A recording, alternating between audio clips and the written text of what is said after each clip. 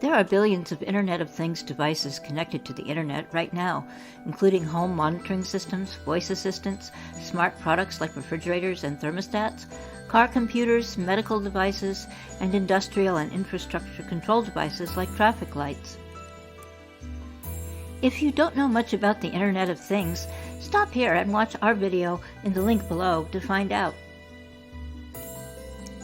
These devices make our lives easier and more efficient, but the Internet of Things is rapidly becoming a major risk to privacy and security.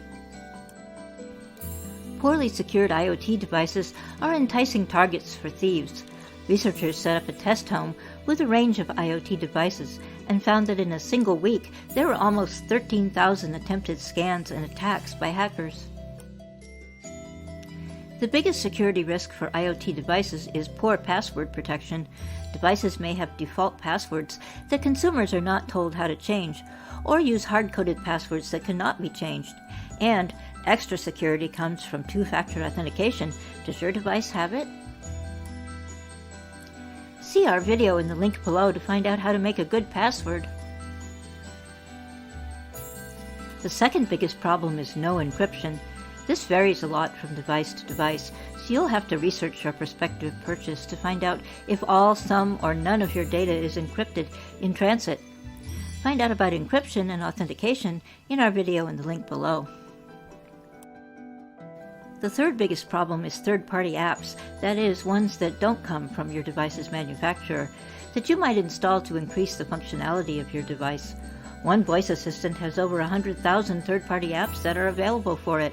These apps may not be carefully screened for flaws, may actually contain malware, or may be altered after you install them.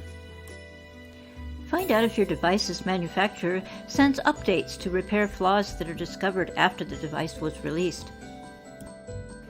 Keep in mind that anything you can access remotely, more than 30 or so feet away, via an app, has gone to the cloud, which is just someone else's computer somewhere.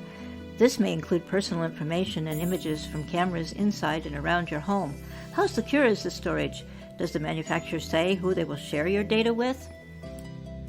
Once you've purchased a device, decide if you need all the functionality all the time. Turn off microphones and cameras when not in use, and don't put cameras in private places. Decide if local storage on the device is good enough.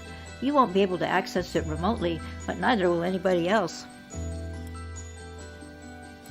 The Internet of Things Security Act of 2020 requires devices purchased and used by the federal government to meet certain security standards. We can use our wallets to encourage manufacturers to extend these requirements to consumer devices by including security as a criterion for whether or not we buy a product.